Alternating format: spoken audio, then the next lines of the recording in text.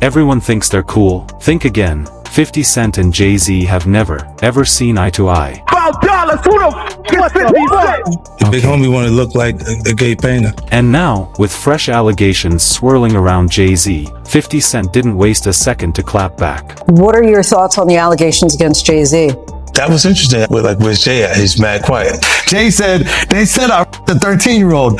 Let's go watch Mufasa. Everybody get dressed. 50 Cent is finally dropping the truth he's been teasing for years, and trust me, he's not playing around. To him, this isn't random. He's already watched one untouchable friend crumble. If that can happen, the so-called Basha impersonator could be next. The beef that never quits, 50 Cent versus Jay-Z. Let's go back to the beginning. Back in 1999, 50 Cent was still hustling underground. He wasn't Fifth yet. He was just Curtis Jackson, the guy who survived 9 bullets and vowed to blow up no matter what. What did he do? Dropped How to Rob, a satirical banger imagining heist scenarios on famous rappers, including Jay-Z. No, it wasn't a real threat, it was a genius attention grab, name-dropping all the top dogs in hip-hop. And guess what? It worked. Jay-Z, busy crafting albums like Volume 3, Life and Times of S. Carter, heard it and wasn't exactly thrilled. So how did he respond? He hit the stage at Hot 97 Summer Jam 1999 and delivered a freestyle that went down in history as one of the most iconic shots in this legendary beef. A word or a sentence. Eminem,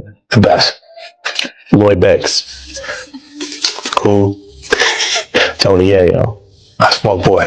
Loyalty. 50 Cent, the rapper. Still got it, man. 50 Cent, the television producer. Just get going. Future. Oh, talent. Nas. The best. Jay-Z.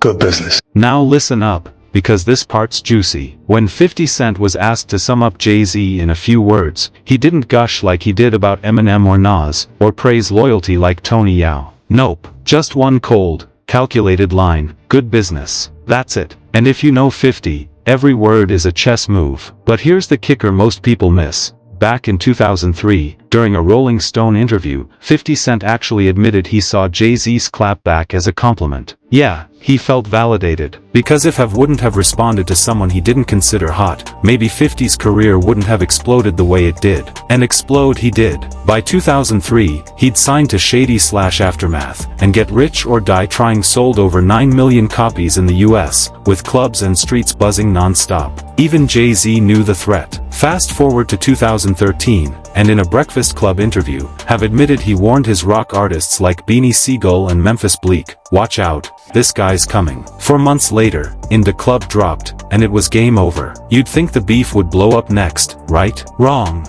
They actually found some truce, co-headlining the Rock the Mic tour in 2003 and even freestyling together for a Reebok ad. But of course, 50 couldn't resist throwing shots, later bragging that his G-Unit sneakers outsold Jay-Z's S. Carter line 6-1. That's 50 for you, surface calm, but always calculating, always watching. Fast forward a few years, and the vibe shifted. Both artists were no longer just rappers, they were moguls. 50 Cent expanding into TV and the G-Unit empire, Jay-Z building Rock Nation into the blueprint for hip-hop business. And yet, tension lingered. Even after collabs like the I Get Money remix in 2007, 50 kept taking jabs at Jay-Z's music and personal life. In 2008, he dropped a bomb that had heads turning, claiming nobody really knew Jay-Z before he married the biggest pop star in the world. That's right, a man with multiple platinum albums, hailed as one of the greatest MCs ever, suddenly had his fame questioned, all because of his wife. And don't think 50 forgot. Years later, he doubled down on that claim like a man on a mission. Look, when Jay signed his contract, the big one was with Beyonce. When he signed that contract, the marriage contract, he got trophies. Now those fucking trophies, those fucking trophies came rolling in, buddy. He started getting Grammys left and right, man. I mean, look, if you look at his career, You're gonna let him say that? Jay was getting Grammy. He had one. Exactly. He had one. He ain't show up. He had like 20 now. Oh, Lord. He had like 18 since he's been down. But he had one, bro. Hard Knock Life. You're not wrong. At the same time, he got them shits. He started drinking. His pictures with him like fucking things the cop.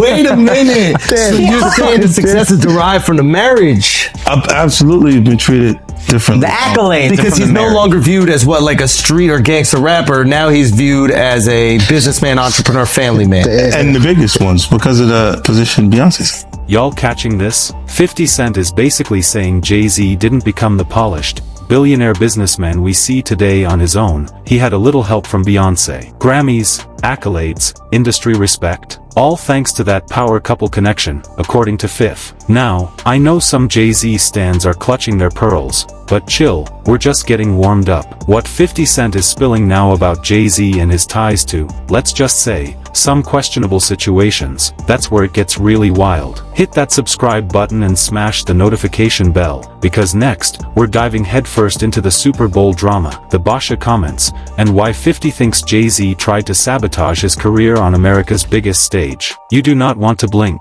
So, here's the setup. 2022. The Super Bowl halftime show, one of the biggest in history. Dr. Dre, Snoop Dogg, Eminem, Mary J. Blige, Kendrick Lamar all on one stage. A West Coast celebration, sure, but more than that, it was hip-hop culture in full force. Naturally, you'd think 50 Cent, one of the most legendary icons of the game, would be a guaranteed inclusion, right? Wrong. According to multiple sources, and 50 himself, Jay-Z allegedly tried to block him from performing. For context, Roc Nation, Jay-Z's company, has been running the Super Bowl halftime show since 2019. Translation, he's got the power to call the shots on who's in, who's out. And then there's Tony Yao, 50 Cent's G-Unit brother and longtime right-hand man, who went on record about the whole thing. And what he revealed, absolutely eye-opening.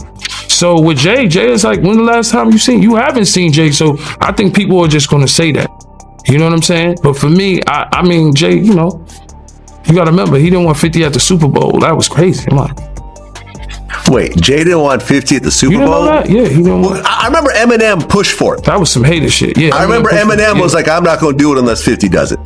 I heard that. Yeah, but I didn't know that Jay was trying to stop it. I don't think Jay. I don't know. 50 never told me that, but I don't think Jay wanted him there. Yo, did y'all catch this? Eminem, 50 Cent's day one homie, the guy who signed him to Shady Records, had to step in and make a bold move. No Super Bowl performance unless 50 was included. Now that's loyalty. That's what real brotherhood looks like in this cutthroat industry. But hold up, it gets even crazier. When 50 Cent sat down with Big Boy TV to spill the tea, he went full throttle. The NFL supposedly had issues with him, but guess what? 50 had no clue what those issues even were. And then, he dropped a bomb that had the whole internet buzzing.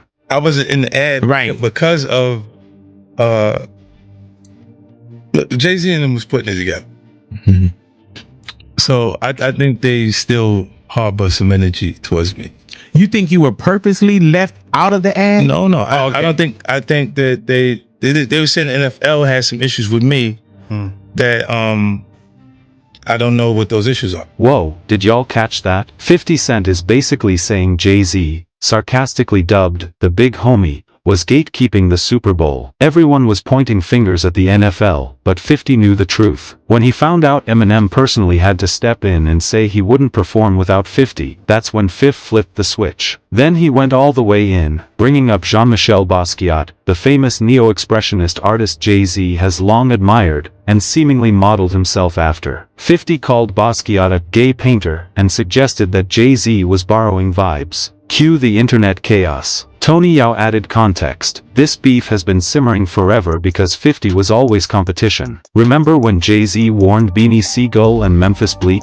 Yo, 50's coming. And come on, 50 was on a whole other level. G-Unit might have taken heat from some corners, but with Eminem, Dr. Dre, and 50 Cent, nobody outsold them. Nobody moved culture like they did. That level of dominance breeds envy, and according to 50, Jay-Z never stopped seeing them as a threat, even decades later. Other voices agree. Cameron, a New York legend, recently called out Jay-Z, saying he loves money more than hip-hop. He pointed out that Jay-Z showed up for Tom Brady's Hall of Fame but skipped every hip-hop 50 event. Tony Yao backed that up, noting the stark difference between Jay-Z's inaccessibility and 50 Cent's closeness to fans. And it didn't stop there. 50 dragged Jay-Z's music too. In 2017, after Jay-Z dropped the introspective 444, 50 roasted it on Instagram, deleted later, but the message was clear: Ivy League vibes, country club music, completely disconnected from the streets. Fast forward to September 2022, 50 Cent fires up X, formerly Twitter, saying, "Young Guru, I love you too. I just need someone to compete with. Jay knows I'll always find a way." That statement says it all. This rivalry fuels him. It keeps him sharp. Whether you love him or hate him, 50 uses Jay-Z as motivation. But here's where it gets darker. Allegations and the infamous Mufasa moment. When asked about the claims against Jay-Z, 50 admitted he didn't fully know what was happening at first. "Where's Jay at?" he joked during the drama. But now it's clear, Jay-Z's team knew he was involved. 50 added, almost sarcastically, "I hope it works out, because with his family, the things that go on internally, those accusations are crazy." Here's the background. Late 2024, a civil lawsuit accused Jay-Z of assaulting a 13-year-old girl in 2000. Withdrawn in early 2025 after recording suggested lawyer influence. Jay-Z denies everything, calls it blackmail, and sued the accuser and her lawyers for defamation. No criminal charges. Still ongoing. Classic 50 Cent move. He turned the situation viral. When Jay-Z attended the Mufasa premiere with his family, 50 immediately posted on Instagram. Internet blew up. Jay said, "They said a 13-year-old. Let's go watch Mufasa. Everybody get dressed." 50 was mocking the family man narrative, pointing out the timing right after serious allegations dropped. Some defended Jay-Z, saying the premiere was pre-planned, but 50 saw it as PR optics. And when critics suggested 50 might have skeletons, he shut it down instantly. "I don't have it. No girls coming forward. I know my business." He's confident because, if anyone had real claims, they would have surfaced already. The most telling part? 50 was asked about Jay-Z's proximity to certain people. His answer: "No matter how you answer that, you snitching." That loaded response left the internet buzzing. He neither confirmed nor denied, but he made people question everything. Here's the kicker: 50 Cent isn't trolling just for clout. He's separating the good from the bad in hip-hop, protecting the culture, calling out alleged wrongdoers, making sure people know not everyone in the industry is shady. Money talks. Sure, Jay-Z is a $2.5 billion billionaire. 50 Cent, around $40 to $50 million.